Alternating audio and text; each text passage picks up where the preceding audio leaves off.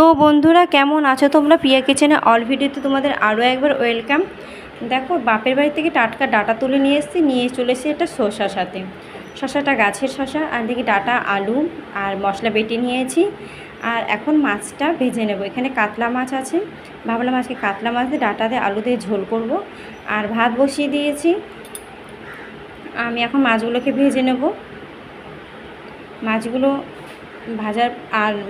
ভাজা হতে হতে আমার ভাতটাও নামিয়ে নেবো আমি ততক্ষণে। তো মাছ ভাজা কিন্তু হয়ে গেছে। এখানে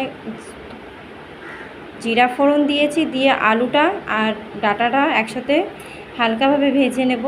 দিয়ে দিলাম বাটা মশলাটা, দিয়ে এরপরে আমি নুন হলুদ দিয়ে কষিয়ে দিয়ে দিলাম জল, পরিমাণ মতন জল দিয়ে দেবো, কারণ আলুটা কষানোর সময় বেশি সেদ্ধ হয়ে গেছিলো।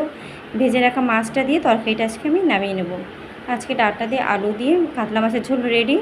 আর এখানে করেছিলাম আমি, দেখো, 3 রকমের আইটেম। মাছের ঝোল ছিল, কুমড়ো ফুলের বড়া করেছিলাম, আর পাট শাক।